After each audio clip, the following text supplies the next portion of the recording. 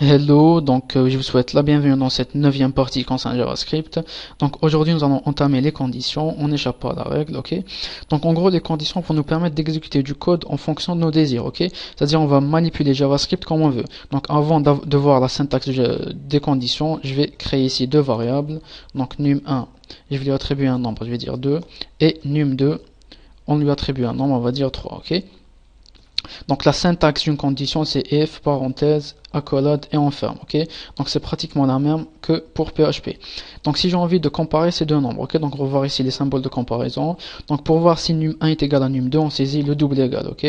Donc supérieur, inférieur, donc supérieur, inférieur, donc inférieur ou égal, supérieur ou égal, et le différent de, c'est-à-dire si le num1 n'est pas égal à num2, ok. Et le triple égal, c'est-à-dire il va non seulement comparer donc le contenu de ma variable, mais aussi le type, c'est-à-dire si c'est une chaîne de caractères ou c'est un nombre. Donc on va voir tout ça un peu plus tard. Donc ici if num1 donc est égal à num2. Donc ici à l'œil nu, on sait que num1 n'est pas égal à num2, c'est-à-dire 2 n'est pas égal à 3. Mais juste pour l'exemple, on va donc check, on va document write, on va dire c'est juste par exemple, ok. Else, sinon, donc si ce n'est pas le cas, on va document write, c'est faux, ok. Donc le else ça veut dire sinon, ça veut dire si num1 est égal à num2, tu affiches ce code, donc tu affiches c'est juste. Si ce n'est pas le cas, tu affiches c'est faux, ok. Donc puisque num1 n'est pas égal à num2, donc on aura c'est faux qui va s'afficher, ok. Donc comme j'avais dit, le différent de c'est un point d'exclamation et un égal.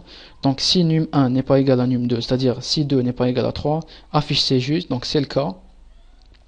On actualise et on a c'est juste ici qui s'affiche. Donc le supérieur et l'inférieur, donc on va commencer avec le supérieur.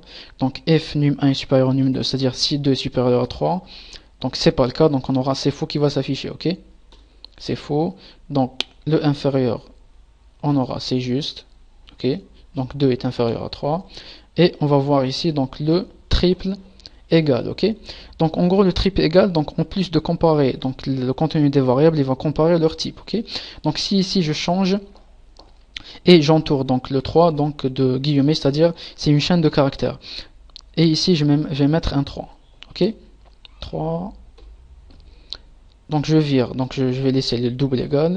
Donc le double égal compare juste le contenu de ma variable, ok. Donc 3 est égal à 3. Et j'ai ici c'est juste qui reste affiché, ok. Donc si je triple l'égal, donc il va comparer donc le type. Donc si j'actualise ici, et ben j'ai c'est faux qui s'affiche, ok. Puisqu'une chaîne de caractères n'est pas égale donc à un nombre, ok. Donc voici l'utilité du triple égal. Donc je crois que j'ai fait le tour du if else. Donc dans la prochaine partie on va voir donc else if, donc sinon si. Ok. Donc si vous avez des questions n'hésitez pas, je vous remercie, on se voit dans la prochaine partie.